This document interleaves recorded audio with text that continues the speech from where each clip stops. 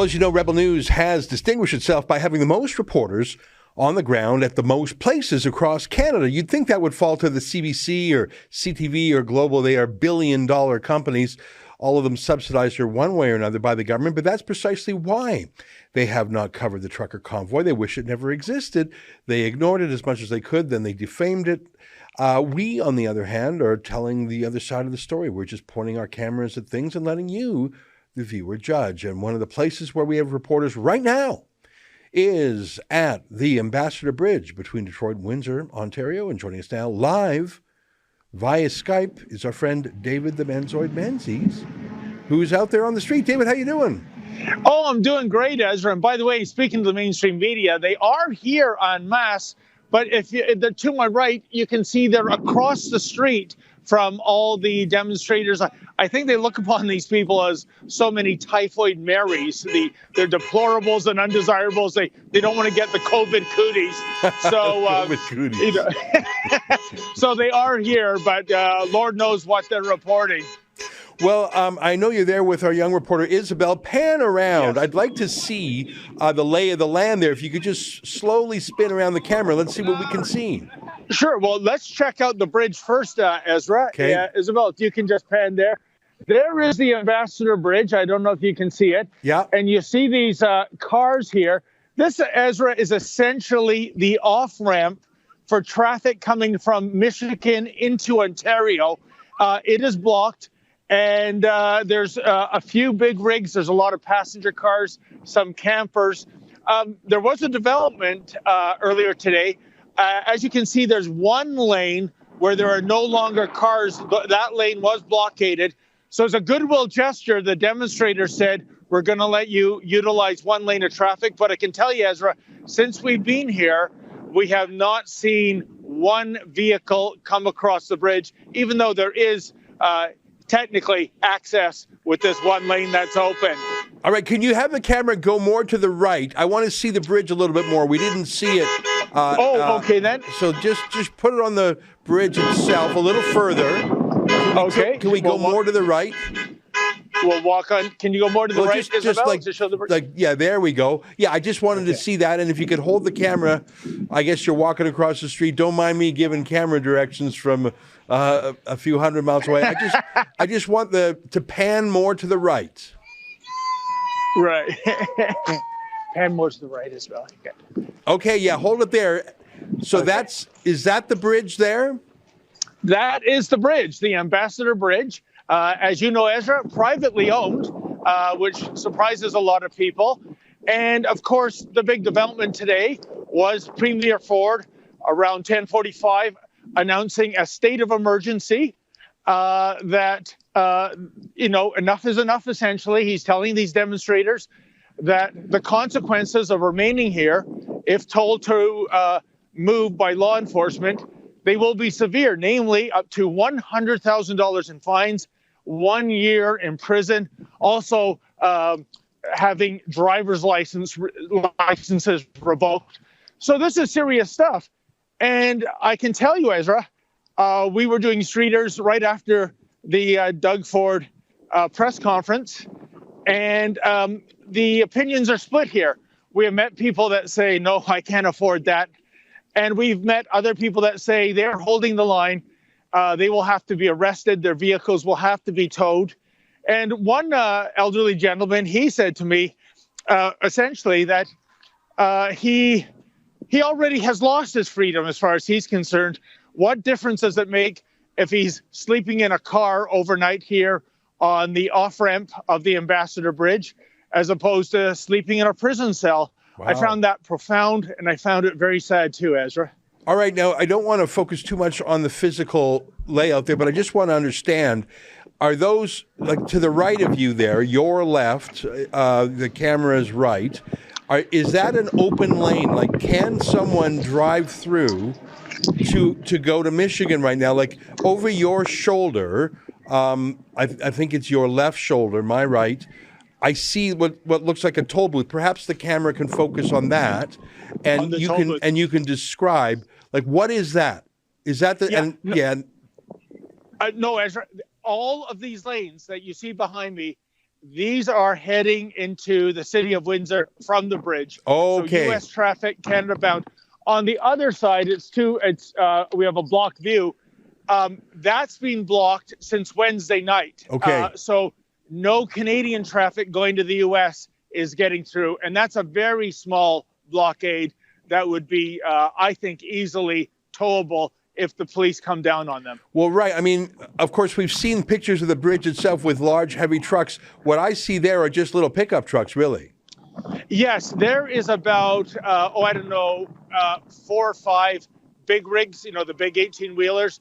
The rest, as you said, the passenger cars, pickup trucks, a few campers.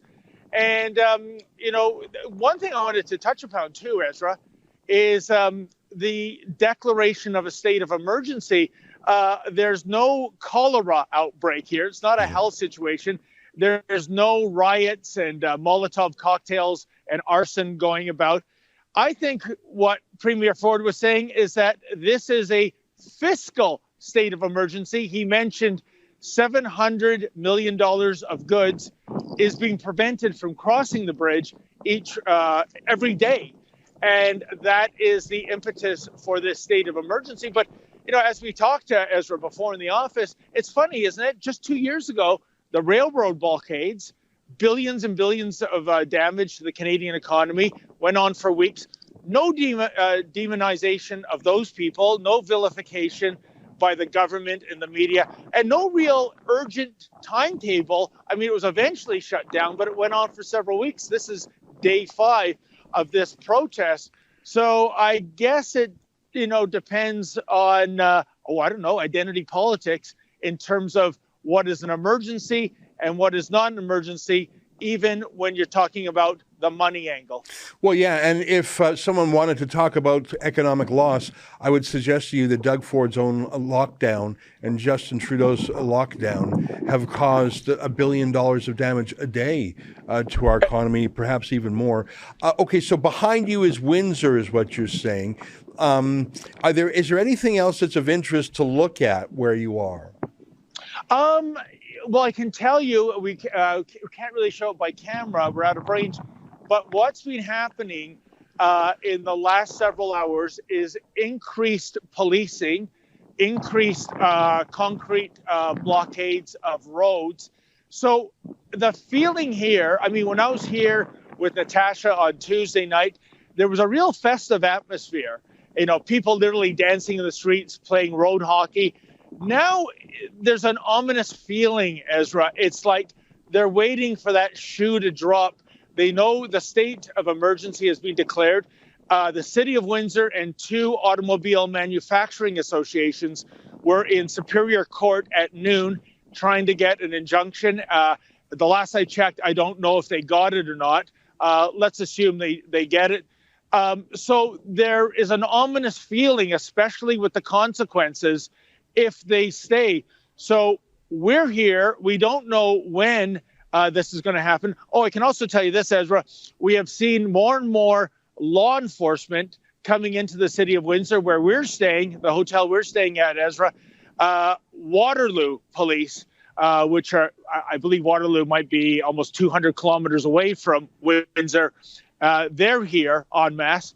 So something's going to happen. The question is when. Yeah, very interesting. Well, of course, at that hearing, I want to let you know, David, that the Democracy Fund had lawyers that were granted intervener status to speak up for civil liberties. So I don't know how that hearing concluded, but I'm very pleased to say that civil liberties lawyers from our friends at the Democracy Fund were in there making the case for a light touch from authorities. We'll see how it goes. Yes. I'm really glad you're down there. Thanks very much for joining us. I know you guys did the live stream at noon today, which was great. So thanks for the update. And, I think that if there's going to be enforcement action anywhere, it'll probably be at that bridge, which is so economically important. I know that Trudeau has the legal tools and Doug Ford has the legal tools to make arrests and move those vehicles without emergency powers, without his insane fever dreams of the military. So I think that there's some cowardice and also some realization that if they go in too heavy-handed, that'll please the bloodlust of the media party. But I think it could cause a general strike in Canada. And I know that sounds absurd, but I think describing this trucker protest as a general strike is the most accurate description. It's not just truckers, it's farmers, it's regular people, it's all across the country. It's a general strike, which I think, frankly, is appropriate given the general crisis and the complete failure of the entire establishment. We'll see how it goes, but I appreciate you being there on the ground, David. Well, thank you so much for this opportunity to report from Windsor, Ezra. And meaning Isabel, my camera person, and I, we are here to witness what's going to go down. I think you're right. It's going to be a very delicate operation. I will say this, unlike Ottawa, where it's a logistical nightmare, it might take weeks to move all those rigs out with heavy tows. This is a much more doable disassembly process, I think. And like I said, not a matter of if, but when law enforcement comes in. And we'll be here to make sure we catch it on camera, my friend. All right. Well, there you have it, David. The Menzies, thanks for being on the scene at the Ambassador Bridge. And stay safe, my friend. Thank you. Right. That's an excerpt from my daily show, the Ezra Levant Show. Every day I do a monologue on the news of the day, then I interview an interesting guest, and then I read my hate mail. You gotta subscribe. Go to rebelnews.com.